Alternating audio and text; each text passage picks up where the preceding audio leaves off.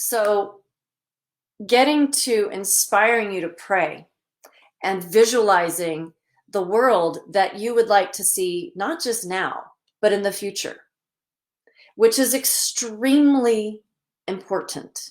It's extremely important right now to spend time lifting your vibration and feeling, visualizing, imagining, get into a dreamlike state, because the deal is the slate's been cleared.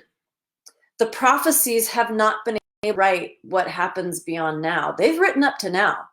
It's all written. You talk to any ancient lineage carrier, and if you actually find an ancient lineage that says other than this time prophesies as what we're experiencing right now, I really want to know. So please let me know that. But from my research and just living the life that I've lived, from what I have seen, every ancient culture has prophesied what we're experiencing right now in some way or form. And they have not described or written what happens after. It's uncertain. It could go either way.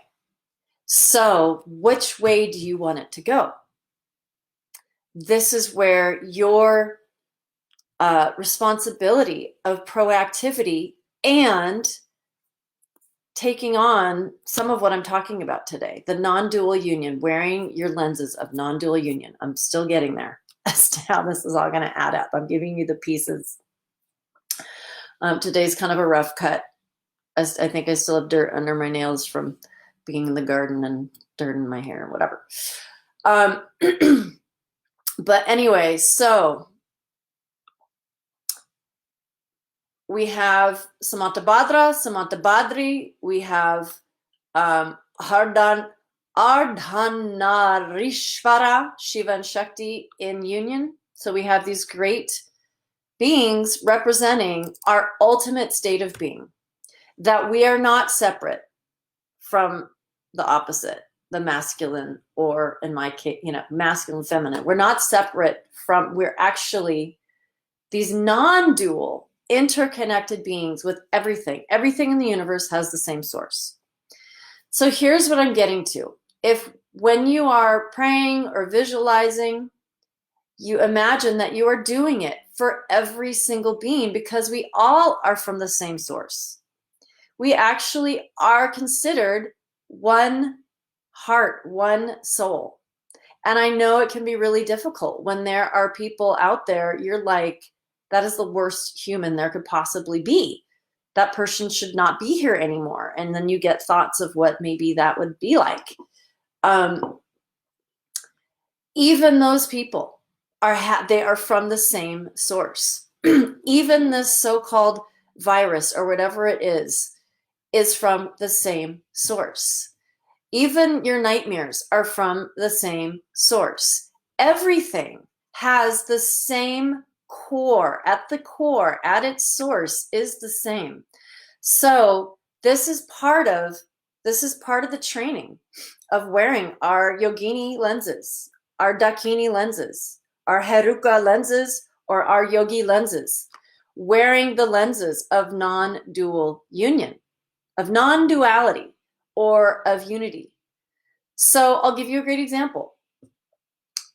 Yesterday, actually, right out my window, I live in a great little quiet street, and however, there is a great big dumpster out back. And since we've all been in quarantine, the level of homeless people digging in the dumpster is increasing. And in my town of Bend, Oregon, I'm noticing I'm noticing more homeless people. I'm noticing more people looking really sad when I'm driving by. And so yesterday I'm at a stoplight. I'm driving up to a stoplight. I see a guy holding a cardboard sign, and he's so bumming. He's bent over. I can't even read the cardboard sign. I see these people and I'm just like, what am I going to do? I don't have anything to give them. I know that giving money could make a lot of these times. I lived in San Francisco for years. and in the Bay Area and cities. And I know a lot of the time you don't give money because they're just going to go buy whatever it is they're addicted to. So I learned to keep food in my glove compartment. The reason I learned to keep food in my glove compartment is because of the years on end of homelessness that I was experiencing, of the decades on end of starvation that I have experienced. Very intense bodhisattva training, very intense training to understand this level of non-dual union, to understand that person is a Buddha, just like I am, just like you are, just like every single sentient human being. We are Buddhas inside. We all have the same Samantabhadra, Samantabhadri, Buddha nature. We all have that. It's just we've built up these layers, which are called samskaras, karmic layers. And we're forgetting, we haven't been taught that we all have this Buddha nature that, takes lifetimes to polish. So anyway, I've had intense training, lots of homelessness, lots of starvation, lots of death. It's amazing I'm alive. I've used up my 9 lives and a lot more. But so anyway, there I am. I'm pulling up to the light and I see this guy and I'm like, okay, I'm just going to pretend I don't see him and I'm going to drive by. And then it just struck me and I pulled over and I was like, I think I have some food bars in my glove compartment. Sure enough. And I pulled over. I'm like, what can I do with this person? Like, what can I do for this person? I felt helpless. How many of us are feeling helpless right now and wish that we could do something? You can't go outside, whatever. We can't be less than 6 feet from people. How many of us are helpless and wondering what you can do? Well, this is exactly why I'm doing this Facebook Live right now. So anyway, I had a food bar. So I was like, hey, bro, would you like some food? And he's like, yeah, that would be helpful. And I was like, God, all I have is this little dang bar. But I was like, okay, I have a little bar, but more importantly, I'm going to have a moment of humanity with this person. Because that's probably what he could use even more. So gave him the bar, less than 6 feet, had a moment of humanity with him, and then just prayed and cried and paid and, thinking of all the homeless people. Now, a master Tibetan wouldn't cry. I mean, I don't know. I don't think so. But he would just see it as a Buddha and everything is perfect and exactly how it's supposed to be. And we're just living out the cycles of karma and Kali Yuga. But so here's the question. Here is the challenge I'm gonna offer to you. I'm gonna offer to you to experiment what it's like as much as you can.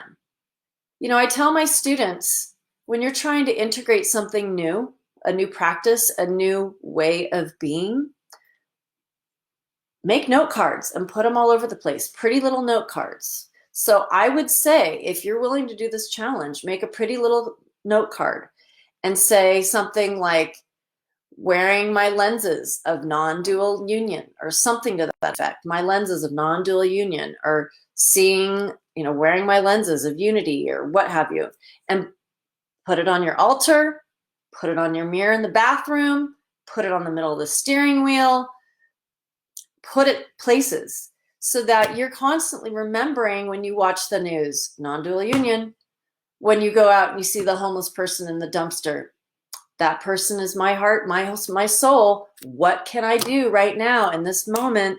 Or when you're interfacing with someone that's challenging or someone that's challenged or whatever, you may be immobilized. You may be sick. You might be in home. You might have a variety of things that are having you feel helpless and helpless, perhaps. I mean, it's scary, and I don't know if things are getting any less intense. But if you have these lenses of interconnectivity, as the Dalai Lama calls it, or non-dual union, or we are all one, even the ones that you cannot even stand to think about. Yes, even those ones. Or the stinky guy digging through your garbage and you're just like, like, yeah, even those ones that we are not different from those ones, original, same source. What can you do differently? So for me, I'm going to Costco and I'm buying some super dank food bars, multiple boxes, so I could give that guy 2 or 3 or 5 or whatever next time and have those in my glove compartment. And I'm going to do what I used to do when I lived in San Francisco and Berkeley. I'm going to remember to get out and ask these folks, hey, what do you need? Do you have a place to sleep tonight? Do you know that there's a food bank right over on DeKalb Street, DeKalb and 6th or whatever? You know, are you sick? Like, okay, so you don't have homeless people in your town. Fine. How about the next time you go out to the grocery store and you're wearing your mask and you're wearing your gloves and you're being all kosher and making sure everybody's respected, even if you don't think you're sick or carry or whatever. It's just kind of part of the respect to do right now. Doesn't hurt. Can you take a moment of connecting and with someone, especially someone that's looking bummed, or maybe just even the checkout person or the produce person? Can you have a moment of humanity and remembering, wearing those lenses of non-dual unity, same heart, one soul, that we're all in this together. And then maybe you can consider, how can I serve others? Maybe you don't have anything to give. Maybe you don't have food. Maybe your money is really tight right now. But maybe you can pray. Maybe you can spend some time visualizing the world that you would like for our grandchildren, for our children. Like I said just a few minutes ago, that is an extremely honorable thing to do right now, is not just visualize it, but start feeling it. And there have been many studies that have proven that if you can think it, you can feel it, you can create it. You can look up Joe Dispenza, you can look up Bruce Lipton, geniuses, PhDs. There's a ton of it on YouTube. Scientific studies about mind, immunity, health, healing, dis-ease, removing dis-ease into ease. So anyway, the idea is having the mind, using your mind as a vehicle of service right now is extremely important for you, for your health, for your vitality, for your future. What are you creating? But also for the collective health and well-being. Jason, it's so great to have you here. I hope to meet you somewhere in person. Have we met before? You and Ashlyn, bro? Ah, mahalo. Thank you, dear.